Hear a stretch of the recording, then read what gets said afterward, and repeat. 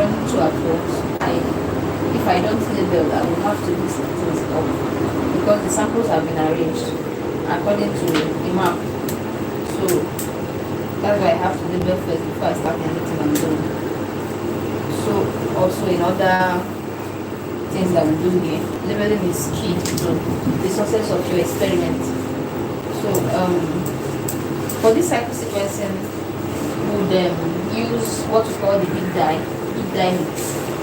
I'm just listing the components for cycle sequencing for us. We have the big dye mix.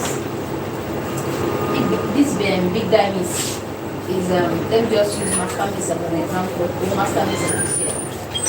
So in the big dye mix, we have the brilliant dye, what we call the brilliant dye. We have the sequencing buffer. We have water, then the ENTPs, the enzyme, what have you, are inside this big dye mix. So what is contained, what I made inside there is the big dye mix, the water, and then the sequencing buffer are inside this mix. So I have my timers, I have my samples, and then my templates. That's the PCR I have cleaned up. You know, before this cycle sequencing, we have to do what we call the PCR cleanup because there will be SS primers or DNTPs incorporated in the PCR products after each run. So before you prepare your PCR for sequencing, you have to do the PCR cleanup. And we have three methods that we use for the PCR cleanup. We have the ASOSAP, which she mentioned before, which is the enzymatic method. That those enzymes she mentioned made an enzymatic method. The azonuclease 1 and the shrimp alkylase phosphatase. So that is just a, let me say, straightforward or one-step protocol. Because what you just need is for you to add, take your template, that's your PCR product, and then you add the enzyme, which is the ASOSAP in short. So for a 10 microliter, what's it called, PCR product, you add 2.5 of your ASOSAP. That is in the ratio of what?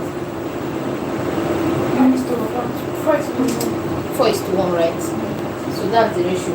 So even in because the mix, they came in two different tubes. The azonuclease 1 is an ingredient in sugar complex.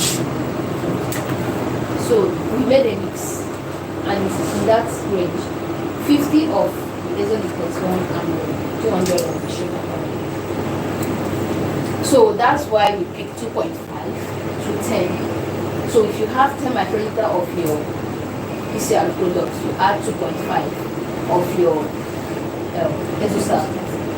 So one might ask, what if I don't have up to 10 microliter of the PCR product? What should I do? So in that case, if let's assume you have 6 microliters left, right? What you do to know the volume of the ASOSAP, you need to add to the 6 microliter of the PCR amplicon that you have to divide the 6 by 4. Whatever you get is the volume of the ASOSAP you are adding to that PCR amplicon. Mind you, if it's less than 5, you do not SAP. You have to do your PCR again, have more volumes to SAP. So we SAP 10 and add 2.5 of the ASOSAP. That's the mix. So I said it's a straightforward protocol. You just, after adding both of them, you spin down. You for Smith spin, and then you put it on the cycler. The protocol is already on the cycler. I think 37 degrees for 15 minutes, 80 degrees for 15 minutes. It's for 30 minutes and it's done.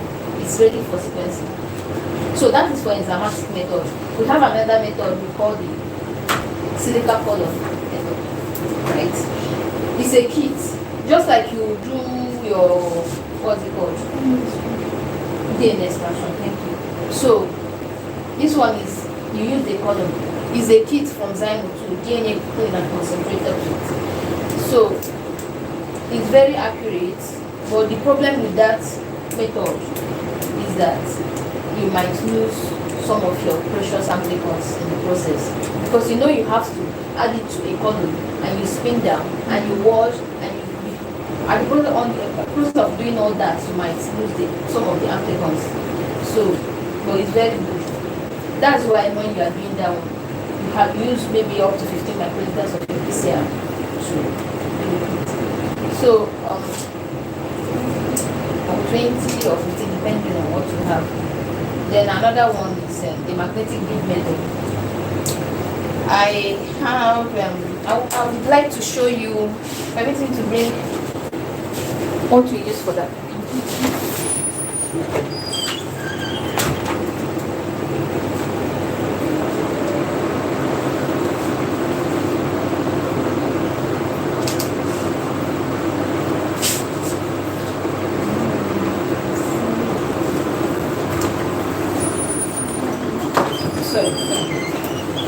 So this is what we use for that magnetic. So for this I'll show you.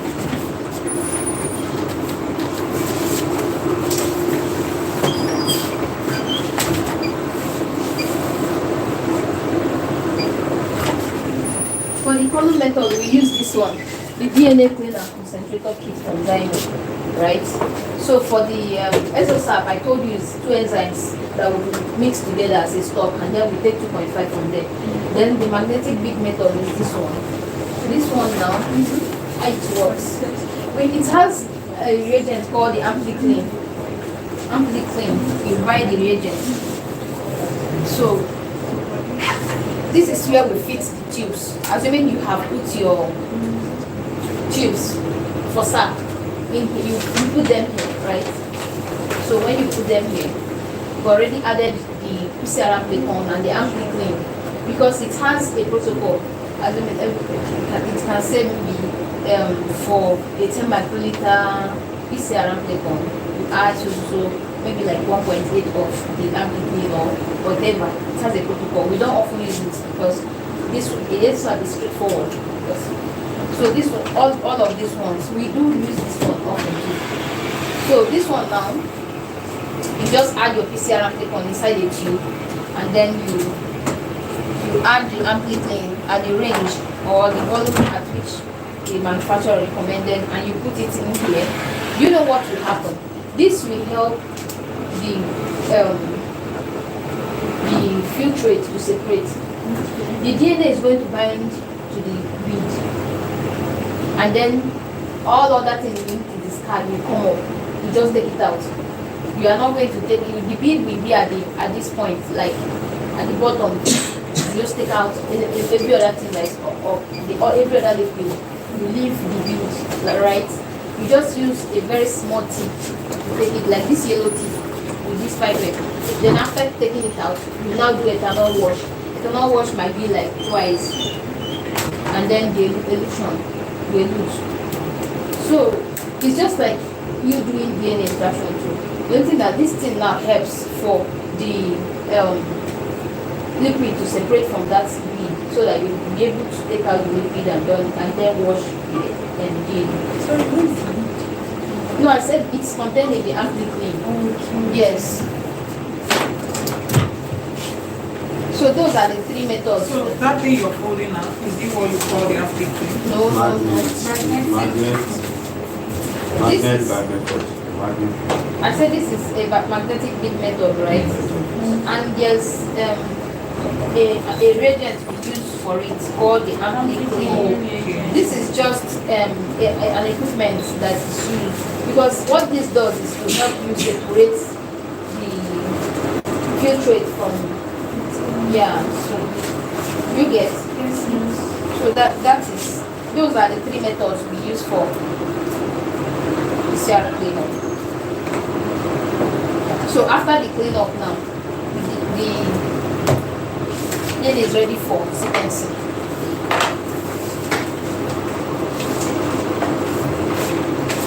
So see the ones we have already cleaned up. All of them here, all of them here are clean. So we're going to start the cycle sequencing. So you know, he has already explained cycle sequencing to you downstairs. So what happens? The cycle sequencing does not happen inside this place. It happens in this cycle, and the cycle you also use for PCR. So there's still a denaturation step, there's an annealing step, and the extension step here in for the protocol for the cycle sequencing. So what happens is that at the extension, you know, we have two extensions, the initial and the final, right? So for the cycle sequencing, the extension stops at the first one. That's where the termination happens. You know, cycle sequencing is also called chain termination. So at that first extension is where the termination happens. It doesn't get to the second extension, and then the cycle starts again with iteration and then extension. So the components, as I said, we have our water. Okay, big dye. We have the water. We have the primers, and then we have the templates. So, and then I know he told you that we don't run. You know, in PCR, you do your forward and reverse primer in 1 2. Yeah. For this one, we are doing it. So then you need to give that water forward and the templates in 1 tube, and then do that for the reverse in another tube for the same template. Exactly. For this, like this 151, why 151 now? I've already done the forward. This is the reverse I want to do now. Yes. So, assuming that I have 151 here, and I want to do the reverse, I will do forward and reverse here. They are the same, different tubes. This A1, B1, right? So that's how this cycle starts to happen.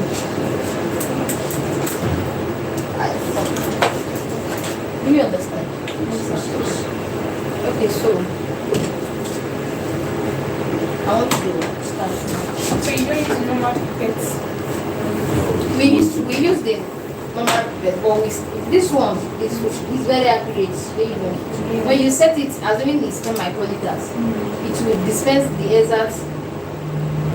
And it's also easier because if I want to put water now, assuming I'm picking, I'll just pick.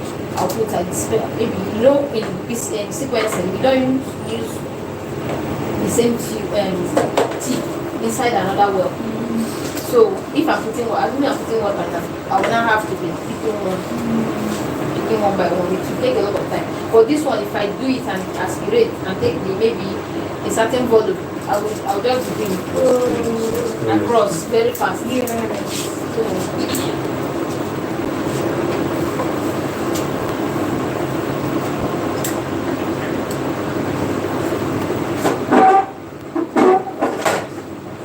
So, here we have a plate map. This plate map is a guide for me to run this plate. Without this map, I will not do this plate. So this map will help me to know how the samples have been arranged. Yes, and then the volume of water I need to add, the volume of DNA I need to add, and then yes, the primer I need to use. So for this one's now the volume of water. And this is the volume of water I need to add for this particular samples. These are the sample volumes. So cycle sequencing, the final volume for cycle sequencing is 10 microliters. You know, in PCR you can use 25, you can use 12.5, you can have 50, depending on what you want to do. So for this one, it's usually 10 microliters. And in that 10 microliters, just like your PCR run, master mix takes half of the total reaction volume. The big dye mix takes half of the total reaction volume, which is what? 5. 5. So the primer is usually 1 microliter. Sorry, no, please, what's the name of this? The M4. M4. What is positive displacement? So it's a positive displacement. So the primer has 1 microliter. Then for the, you have, that's 6 now, right? Big dye is 5. Primer is 1. The remaining what? 4. So the remaining 4 will be shared between the sample and what? Water. Shared, and because it's not constant, it varies. Sometimes water can be 1 and then sample will be 3 or 2, right? Yes. So vice versa. Sample can be 1, water 3, like that. So it depends on what I have here on my map. I'm starting now. So this face mark comes from the manufacturer? No, we are the ones that need. Okay, just so that it will be easier and you don't have to be calculating Exactly. in your head. Yes. So it's just for organization. That way you don't mix up things and you're able to follow through So that- sequentially. This is like a management and what's it called, information system, abi? Like a laboratory management system. Yes. So because I have 2 microliters of water here, I've set, because you have to check to see If everything is the same. yes, and also pay attention because it changed at some point. So this one is more straightforward. Some might come like this. This will be 2, 1 like that. You have to pay attention to know which one is going to take 1 and which one is taking 2. So because these ones are taking 2 up to 9, I'll have to take it to 2. Normally, for me to avoid mistakes, I used to put 1 microliter across, and then I will now look for the ones that will have to add 1 more. But because this one from here to 9 is 2, I set So it at 2. which one has the 1 microliter? No. Which one has the 1 microliter? Water of water. Yeah. I said big dye is 5. Yes. Primer is 1. So the rest before is divided between sample And and what? water. Yeah. So it's not constant, right? Water can be 1. Water will be, when water is 1, sample will be 3. When water is 2, sample will be 2. Vice versa. So thank you.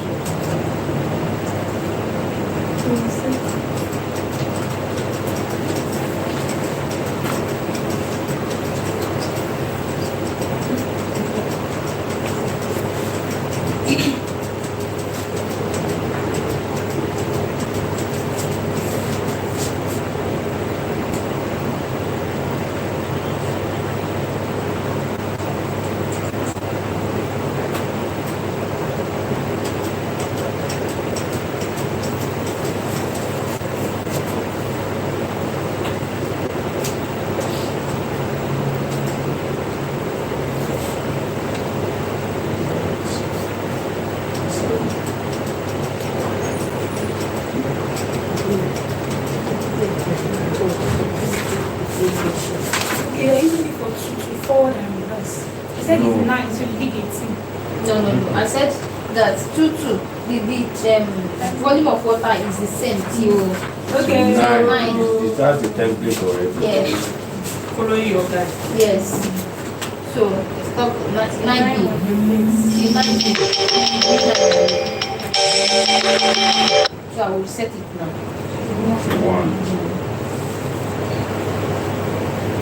Start from 9C. C9.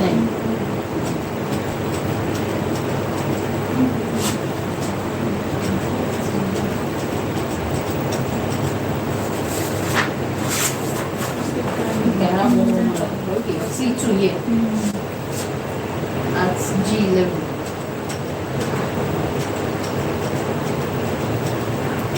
Okay, so we have 2 again. That's 1. I'm done with water.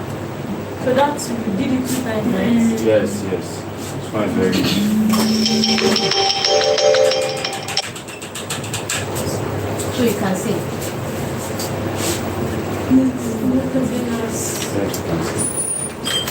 Will you discard that? No. No. It's sterilized. Sterilize. Sterilized already. And especially for water. See. TE. Formaldehyde. Big dye. Water. Not because we don't mix it up. So there's another thing I want to add.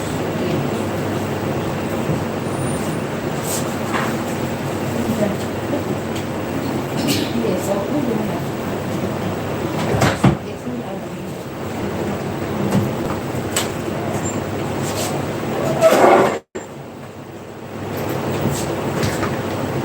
I want to speed it down so I can mix it. Yes.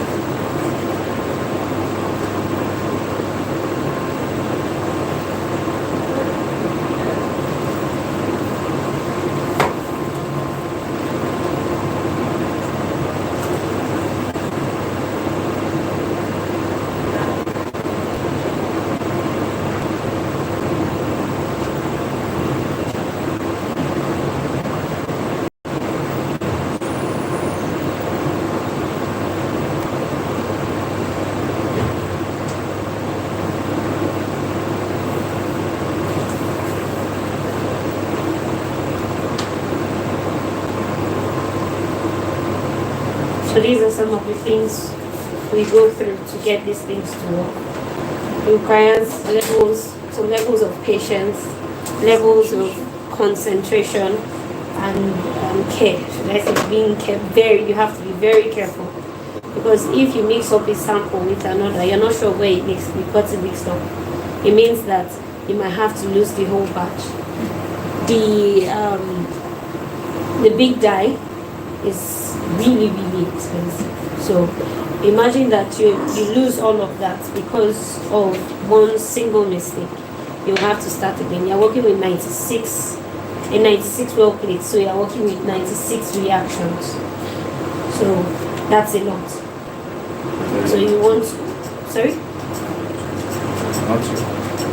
So that's why you need to be extra careful when you're doing these kind of setups. So instead of going through this kind of exercise, is it not better to use the magnetic beating method? Is it not more? She's actually convenient? setting up for cycle sequences. This is not purification. This is not the purification, yes. So what I want to know if are there technologies where this can be automated? If it's pipetting, yes, there's library prep, liquid handling systems where you can set up a library prep. Oh, I'm not very familiar with the ones for standard supplies, but of course, there are liquid handling systems where you don't have to pipette manually. Because I Okay? saw something like that on my department for when we were doing COVID year. So for PCR. That's the Nimbus, yes. So we have something like that here too. We use it for nucleic acid extraction and preparation of the samples for PCR. So it depends on your application. So there are liquid handling systems where you can just do all of that. They are automated. All you need to do is set up your protocol in the instrument and it runs from start to finish. I'm Yes. looking at what happens when we have lots of samples and you have to now do all of them manually, being extremely careful. Is there not going to be a place for making mistakes because we are human? There are liquid handling systems that you can use to, especially that will help with the pipetting aspect.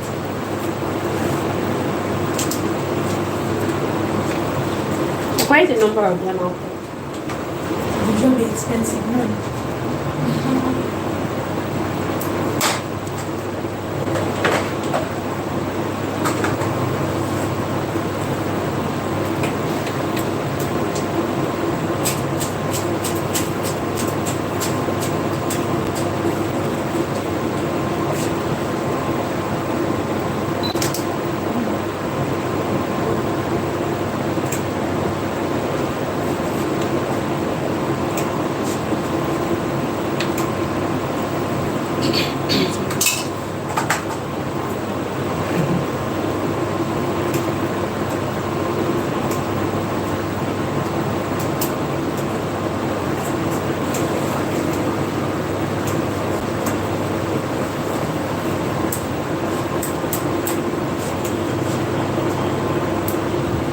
Big day.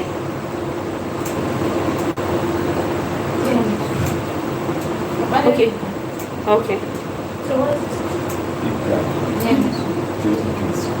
DMSO. We don't often use it. Just something that required for this calculation. Does it solve anything? Just a number. Then the Say- pattern. The PCR enhancer. When you can tell us the reason why you're using it for this exercise. Yeah, so when she's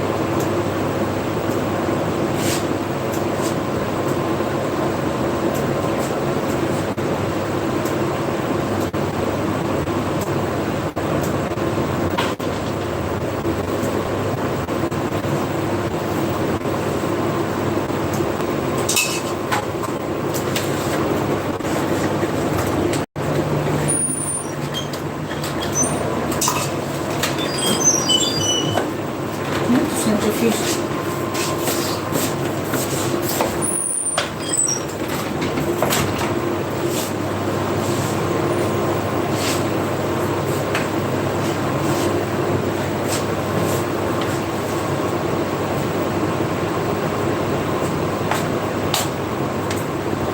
Oh, it has a separate kind. It has a separate kind of centrifuge. Yes. Yeah, no. Most of the starting so what should be the centrifuge? The next centrifuge now because of this kind of tubes. It cannot do like that anymore. You should cover it with like so just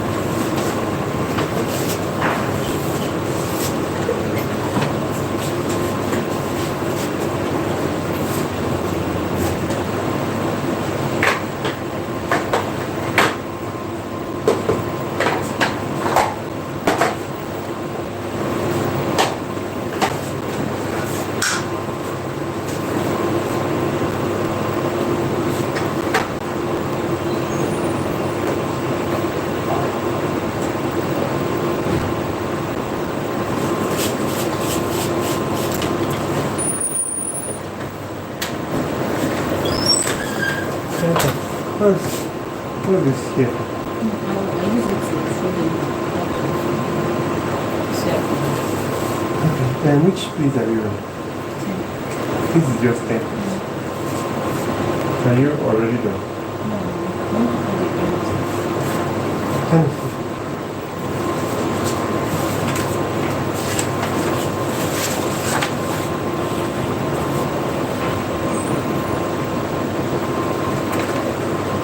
You've not added the samples. But added, Hmm? I've not added sample, I've not added primary. Okay, just leave this place. 1, 2, 3, 4, 5, 6. I'm going to put what do you mean? Sit down to Jane.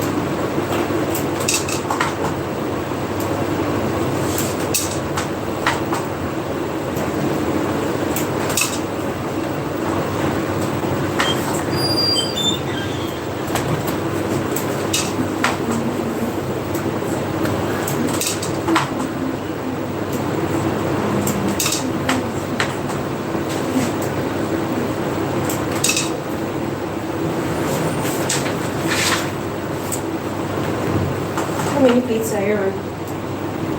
How many plates?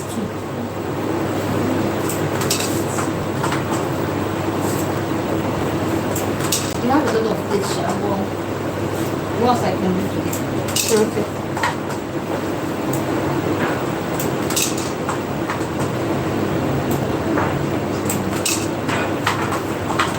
What's in the donut?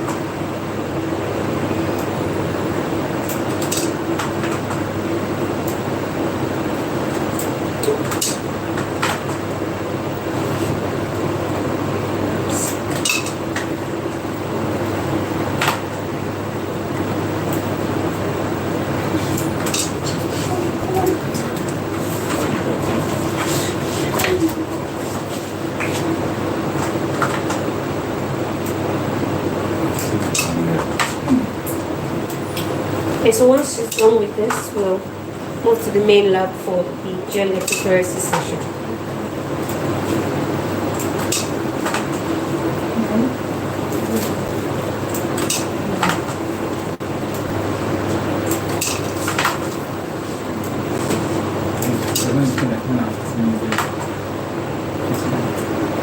It's almost like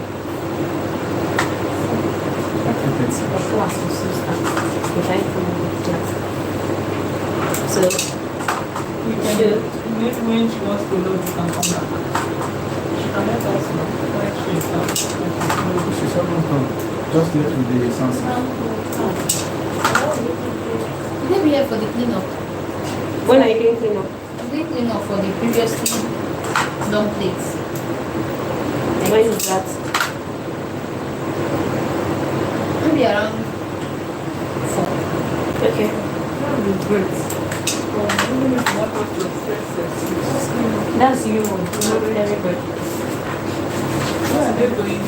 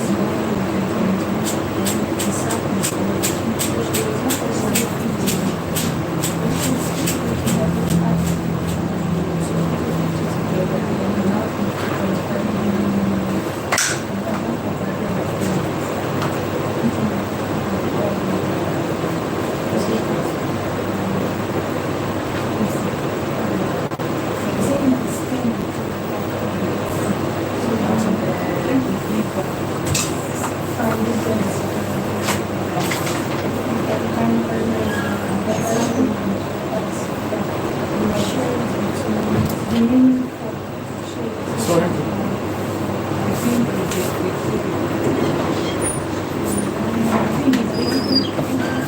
Please, can I have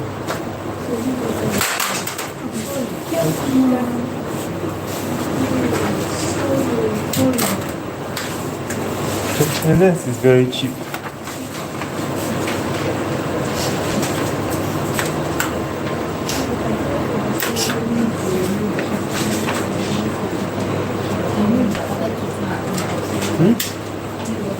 What that?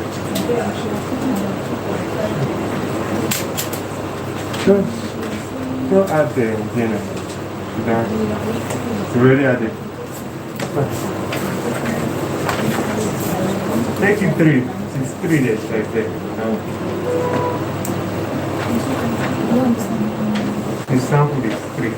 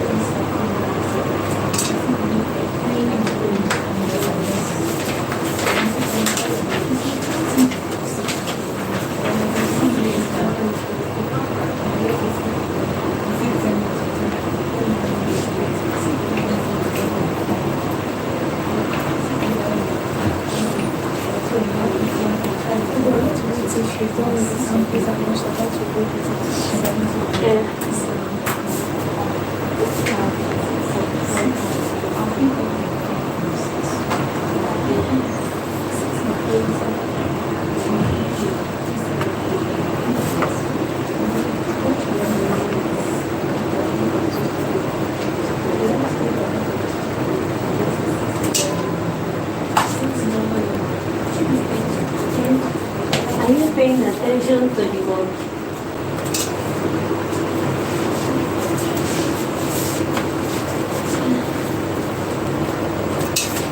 If you have any question, just let me know.